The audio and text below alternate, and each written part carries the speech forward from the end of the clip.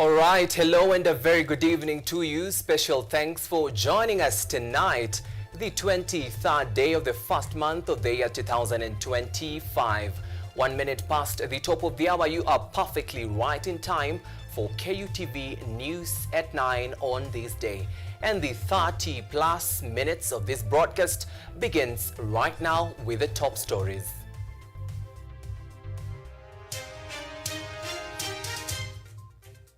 High Court declines to dismiss orders requiring Inspector General of Police and DCI boss to appear in court over Mlolongo abductions. President William Ruto denies allegations of starting early 2027 campaigns. Plus, former Deputy President Rigathi Gachagua claps back against recent corruption allegations made against him. And promoting better human development emphasized during the launch of the Together Higher Education Research Project at Kenyatta University.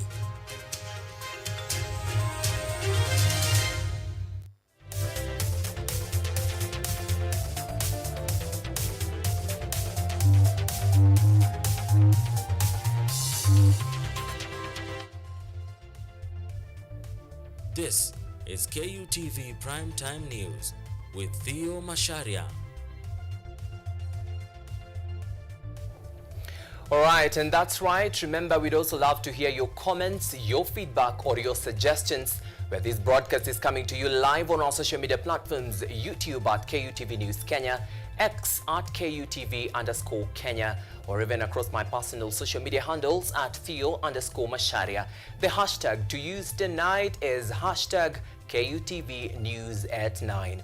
And this on the sign language interpretation desk tonight is Sami Okello. And together, let's bring you apace and candid with the latest making headlines in the country and even beyond. Welcome. And now, the High Court has declined to dismiss the orders requiring the personal attendance of Inspector General of Police Douglas Kanja and the Director of DCI Mohammed Amin in court regarding allegations of the kidnapping and disappearance of 3 men in Mlolongo last year. Now, Judge Chacha Mwita stated that the order issued in January this year was intended to uphold the Constitution and implement justice. Kanja and Amin had sought to have the orders issued on January 8th and January 13th lifted. These orders required them to present the 3 missing individuals in court, alive or dead. Subsequently, they submitted an application claiming they had not been given those instructions, arguing that the court had sanctioned them without granting them an opportunity to be heard. They requested the orders be dismissed. Kanja and Amin have now been ordered to present themselves in court on January 30th, 2025 to explain the whereabouts of the abducted individuals.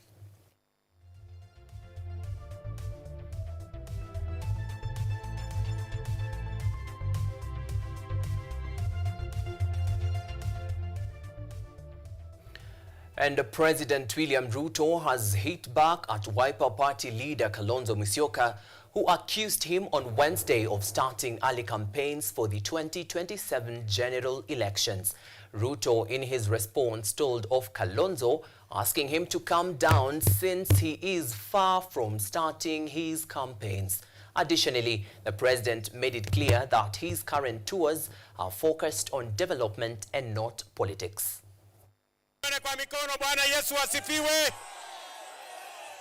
On day 4 of his Western Region tour, President William Ruto hit back at Wiper Party leader Kalonzo Musyoka, dismissing claims that he is engaging in early campaigns. Ruto stating that he is far from starting the 2027 election campaigns. Kalonzo had previously accused Ruto of prematurely campaigning for the upcoming elections, which he claimed is a guise for forming a broad-based government. Sasa mimi nataka niwaambie wala wanasema tumeanza siasa. Waacheni kuhara mapema. Siasa bado. Ama namna gani? Sasa munasema hii Na siku tukianza siasa yenyewe si mtakimbia. Mimi nataka niwaulize. Nyinyi mkiona tumeanza siasa? Sasa watu mwambie tulize poli, mambo bado. Siasa bado. Hii ni mambo ya maendeleo. Na tukitoka hapa tunaenda maneno ya stima. Tukitoka pale tunaenda maneno ya maji. Ruto further blasted Kalonzo for questioning the source of funds used to pay bonuses to sugarcane farmers in Mumias and Kakamega County.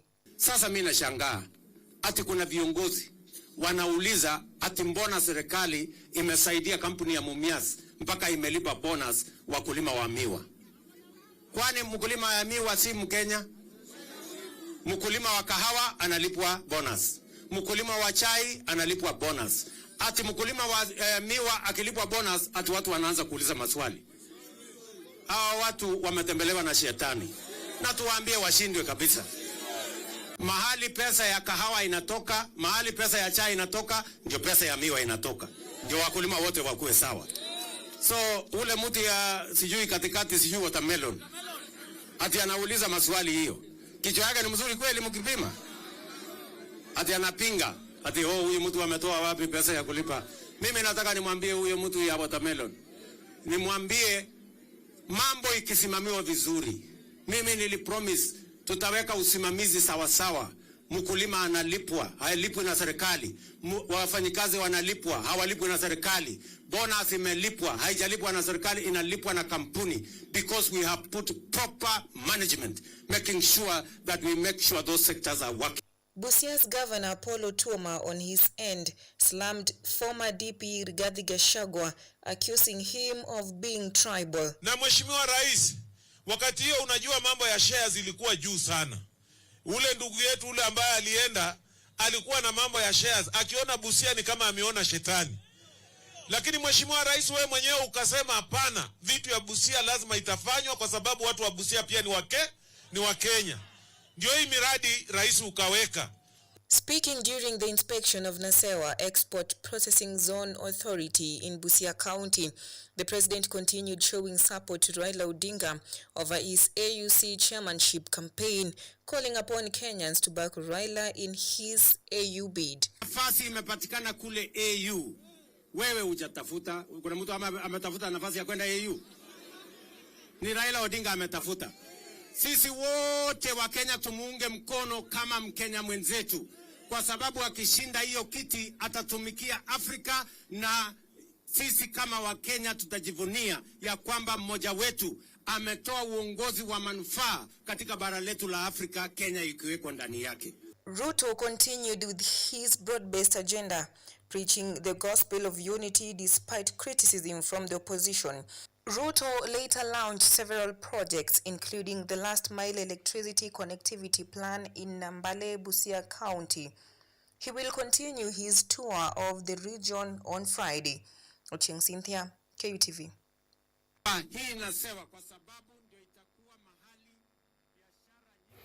All right, many thanks, Ochieng Cynthia, for that comprehensive political report. Let's now proceed where former Deputy President Rigathi Gachagua has issued a strong response to the accusations leveled against him by President William Ruto and his allies during the president's recent tour of Western Kenya. Speaking while streaming live on TikTok this morning, Gachagua not only addressed the allegations but also issued a warning to the people of Western Kenya, asking them to exercise caution in their political alliance with President William Ruto.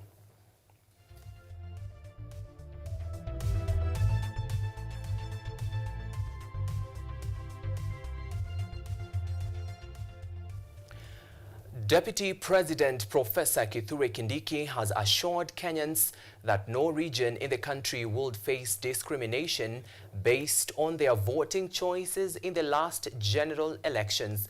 Kindiki, who was speaking in a meeting held at his current residence, emphasized that the government is committed to fulfilling the economic and development promises outlined in the county economic charters. Kindiki added that fiscal challenges inherited from the previous administration have been addressed, enabling the government to launch development projects nationwide. This government must serve all the people of Kenya equally. Doesn't matter how one part of the country voted. It doesn't matter how a particular citizen voted. They do not have another government. And the government is not partisan. Government is for the republic. President Kibaki used 5 years to deal with the macroeconomic stability after the presidency of Daniel Arap Moi. President Uhuru used 5 years to deal with macroeconomic issues which had arisen. President Ruto has used 2 years to deal with the macroeconomic stability. The work that remains in the next 2.5, 3 years now is now microeconomic growth. And politicians have been urged to refrain from linking politics with matters of national security. A group of elders from the coastal region have come out in support of the Director General of the National Intelligence Service known as NIS, Nuruddin Haji, against allegations of youth abductions. According to the elders, such actions could jeopardize the country's security. A section of coast leaders under the Coast Restoration Council of Eminent Leaders has called on politicians to stop politicizing critical security agencies, warning that such actions could jeopardize national security. While speaking to the press, the elders absolved the Director General of the National Intelligence Service NIS, Nuruddin Haji, of any wrongdoings in relation to the allegations of youth abductions. Sheikh Abu Hamza emphasized the need to separate politics from national security matters. Lakini suala ni kwamba haya yalitokea huku kwetu. Pale yalipotokea huku, mbona hawakusema? Sasa leo kwa sababu yanawafikia wao imekuwa ni issue. Lakini jana ilipokuwa yanatupata sisi hakuna mtu alizungumza. Kwa hivyo kwa nini sisi tuwe na misimamo miwili katika jambo moja lenye kufanana? Rukia Omar, another elder, dismissed claims of tribal favorism in Haji's appointment, citing his qualifications. As Rukia Omar notes, tribalism is an enemy of development and Haji is competent for the job. Tutavuruga nchi yetu, tutaumiza nchi yetu na watoto wetu na hakuna maendeleo tutakuwa nayo. Kwa hivyo, ndugu zanguni wanasiasa ambaye mnaingiza mambo ya national security kwenye politics, tafadhali nawaomba national security ihusiki na siasa kabisa. The elders urged leaders to avoid inciting tensions, warning that rising political temperatures could derail service delivery and development, especially with the 2027 elections still far off. On the other hand, Mohammed Hassan, a trader, called on the National Cohesion and Integration Commission NCIC to take actions against hate speech and hold hate-mongers accountable. He referenced the case of a missing Wajir MCA as an example of how these issues affect all communities, including the Somali community.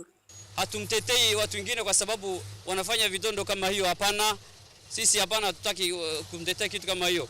Lakini ile maneno ambayo tunapinga, ambayo tunasema hapana na haiwezi fanyika hii Kenya, ni maneno ambayo kuleta kuchochea kabila wawili. The elders reiterated the importance of maintaining peace and unity, urging politicians to focus on constructive dialogue instead of divisive rhetorics. Yvonne Kemuma, KUTV. All right, many thanks, Yvonne Kemuma. Let's proceed where learning was temporarily suspended across several public schools in Mombasa in an iconic partnership between the Ministries of Education and Health to register parents and learners in schools to the Taifa Care being administered by the Social Health Authority, SHA. The massive registration conducted by community health promoters saw parents accompany their children to school for the registration. In a move to onboard as many Kenyans as possible into the Social Health Authority SHA, the Ministries of Health and Education, following a directive from President William Ruto, have now come together to register learners and their parents into Taifa Care.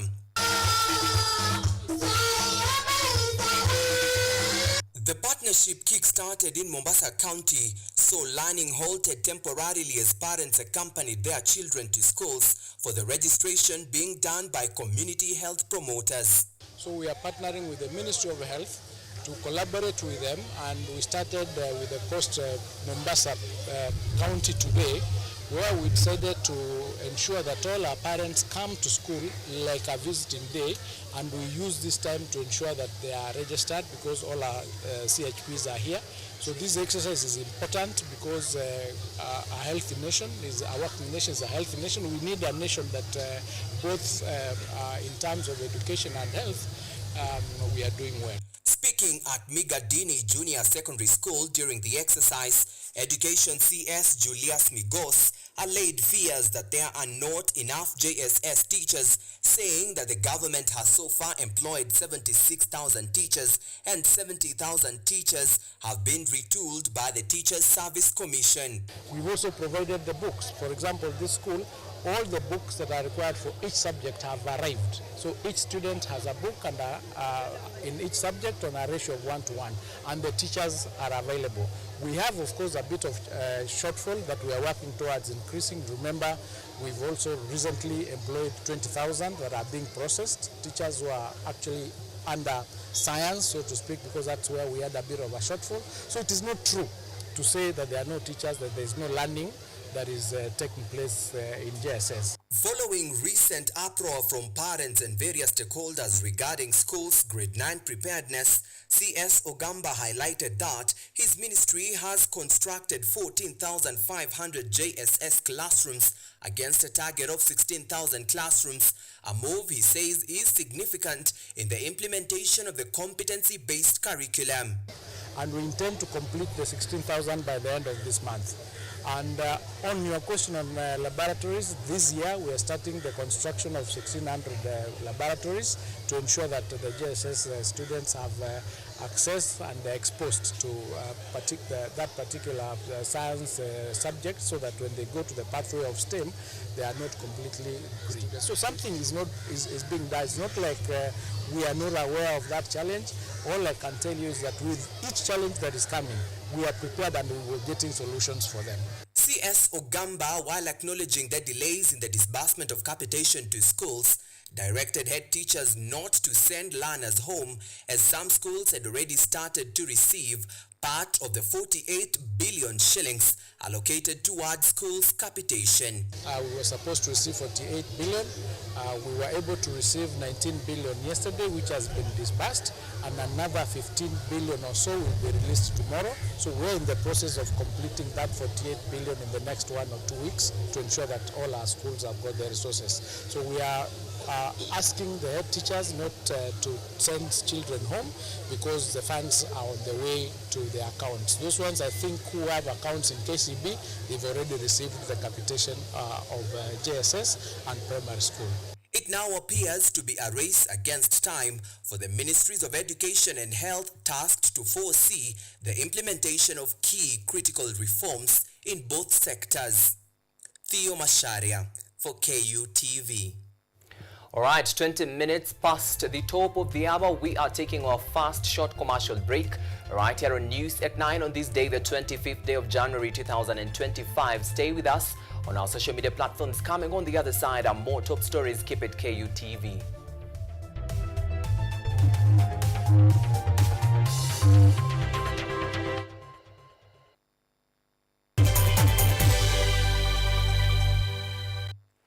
Starting Saturday, 25th January of 2025, the ever-entertaining, educative and energizing high school fair will be taking place at KU Graduation Square. The event will start from 9 a.m. and will be live on KUTV Kenya. The event will be open to all high school students free of charge. Join us and learn more on the academic programs and interact with the different faculties.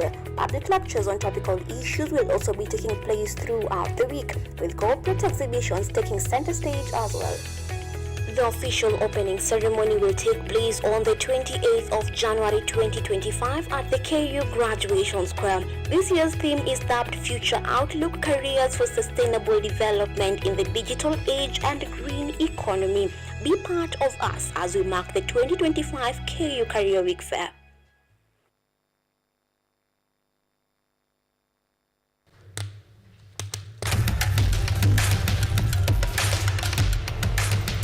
Access to knowledge, solution to unanswered questions.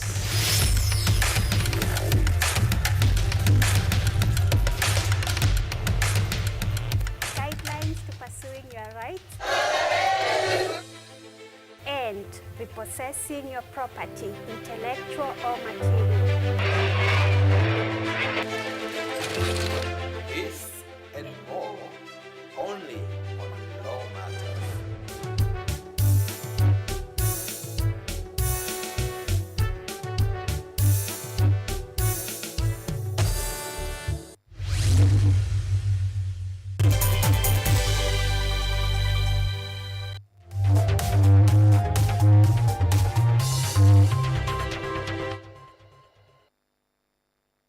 You are watching KUTV Primetime News with Theo Macharia. All right, welcome back to the broadcast KUTV News at 9 on this day, the 25th day of January 2025. We proceed with bringing you up pace and candid with the latest making headlines in the world of news.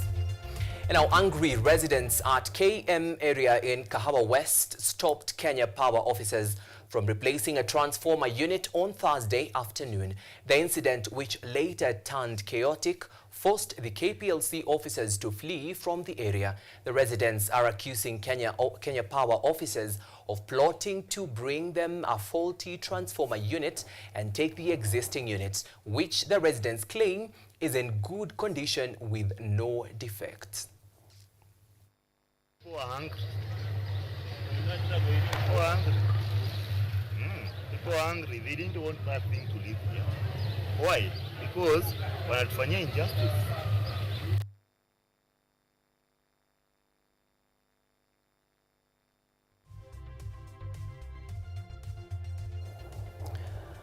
All right, and more African countries pay more for interest in foreign debt than they do in human development programs such as education and healthcare. This is among the findings of the Together to Get Higher Education and Research project launched in October 2020, and the 5-year findings report launched today at Kenya's premier university, of course, Kenyatta University. Speakers at the event, led by the university's acting Vice-Chancellor, Professor Washeke Wanjohi, noted the necessity of research in realizing sustainable human development requires innovative solutions in today's interconnected world.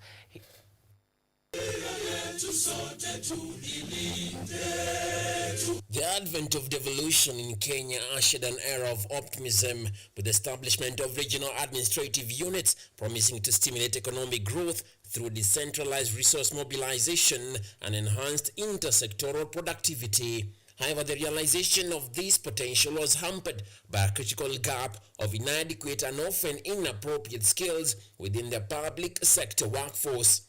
A possible solution has, however, come to light in Kenya's premier university, the Kenyatta University, during the launch of a workshop closing 3 years of the Together Higher Education Research Project, launched in October 2020. This was done with the aim of bridging the gap that existed in policy formulation and implementation by public officials. Besides, the project supported the participation of government officials, staff from community-based organizations, CBOs, and university lecturers in the short courses and summer schools through scholarships. A key strength of the Together program has been its alignment with Kenya's devolution process, which brings governance closer to the people and promotes equitable growth. By building the skills of local officials, development practitioners, and students, the project has contributed meaningfully to addressing the challenges and opportunities presented by devolution. The project, funded by the Italian Agency for Development Cooperation, began its course to benefit a range of development actors through programs such as the 2-year Masters of Economics Cooperation and Human Development course. Record results at a glance. So far, we have completed 11 editions and 1 is in progress. 219 students are being trained, 90 women. You can subtract the others to get them in.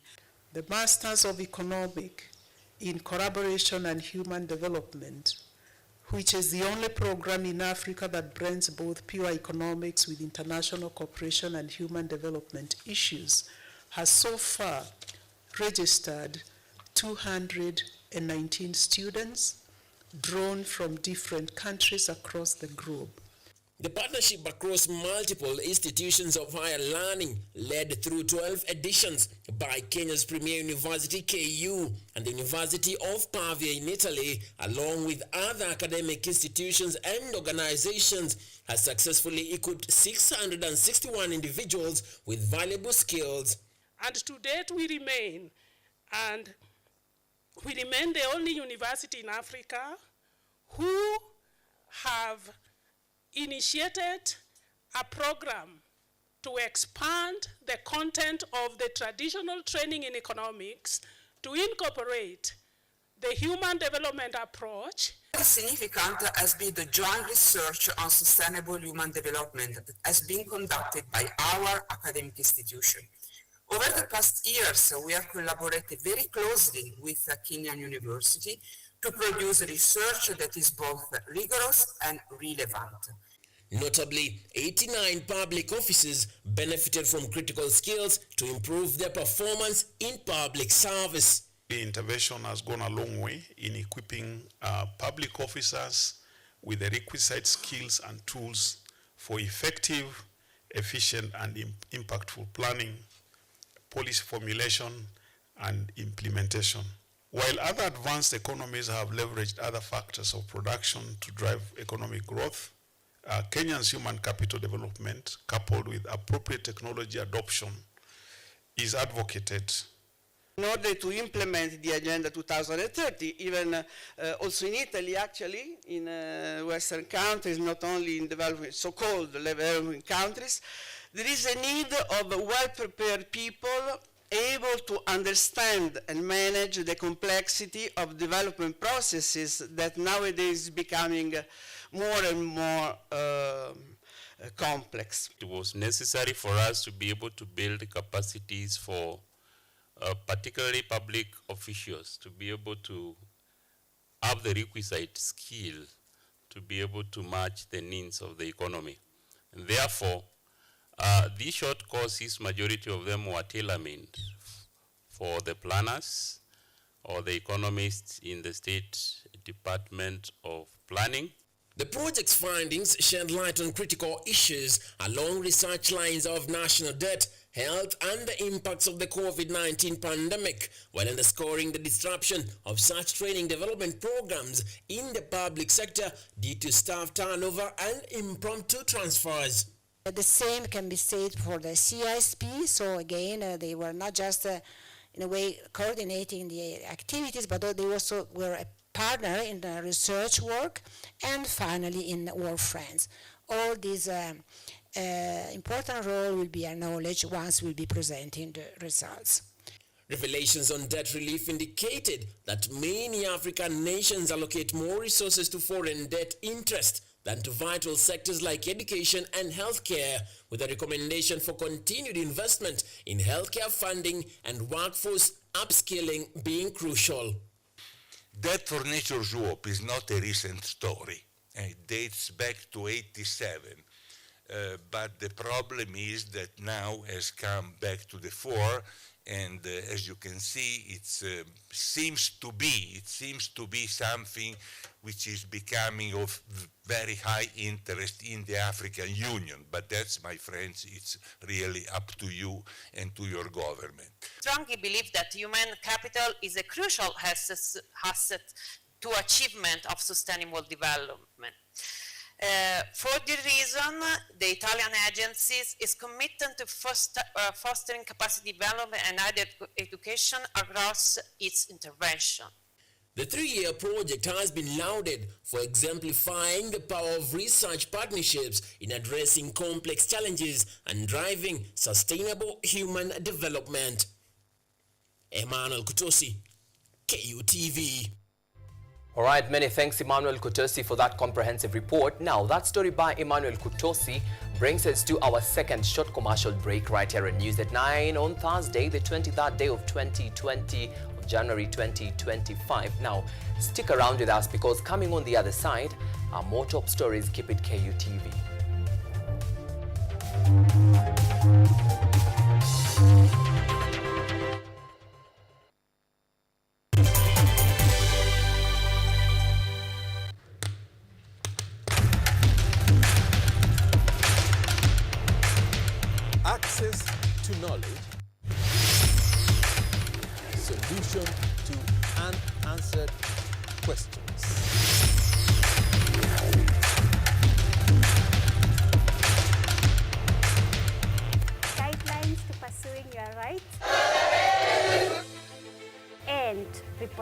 protecting your property, intellectual or material.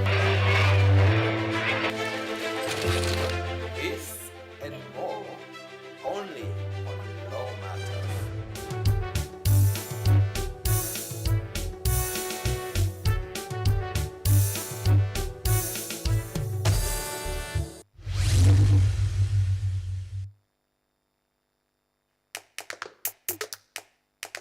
Baada ya kutafuta kazi, tunaweza kuanzisha miradi yetu ambayo ingetusaidia kubadilisha maisha ya wazazi wetu. Kwa vijana wenzangu, wengi hawana kazi, lakini ikiwa sisi wenyewe tutajiamini, tunaweza kujiajiri wenyewe. Afrika kwa kweli tuna mahitaji ambayo ukiyasuluhisha unaweza kuathiri watu kwenye bara hili. Bila uoga,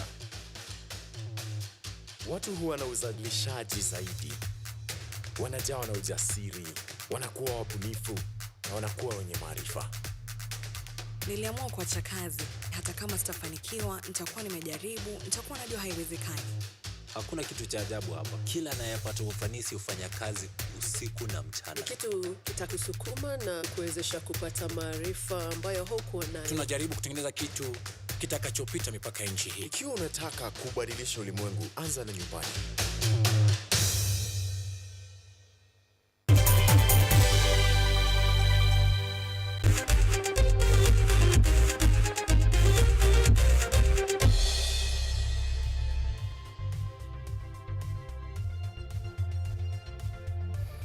All right, and now time for us to get sporty right here on KUTV News at 9. Now, the race to succeed Paul Tergat as president of the National Olympic Committee of Kenya, NOC Kenya, is heating up as elections approach on April 24th, 2025.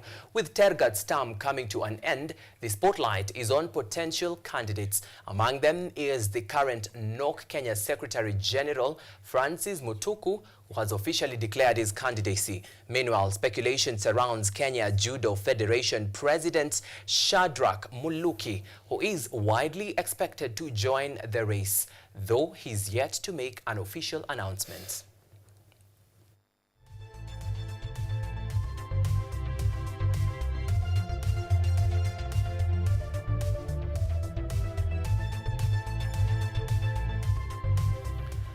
And the 2025 World Rally Championship kicks off tonight with the iconic Rallye Monte Carlo in France, marking the start of the four-day event. The second leg heads to Sweden from February 13th to 16th, with Kenya hosting the thrilling third leg in Nairobi and Naivasha from March 20th to 23rd. Drivers are gearing up to showcase their skills across the 14-leg circuit. Among the local stars to watch this season are two-time African Rally champion Karen Patel and Kenya National Rally champion Jasmeet Chana.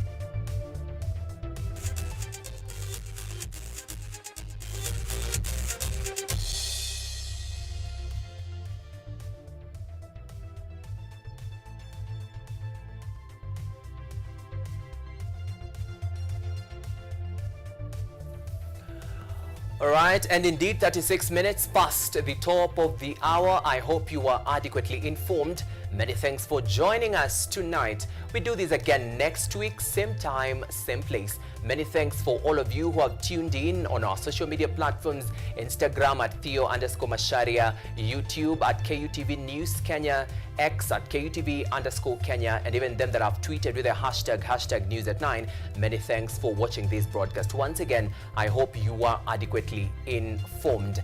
And on the sign language interpretation desk was Sami Okelo, and my name is Theo Macharia. As I've said, we do this again same time, same place. And remember, take care of yourself. God bless. Good night. And to the men and women behind the scenes, led by my director Melton Conchella, and on social media was Anthony, on the graphics Eric Mshila, and our sound engineer Levis Ndomoto. Many thanks for making this broadcast a success. Once again, good night. God bless. See you then.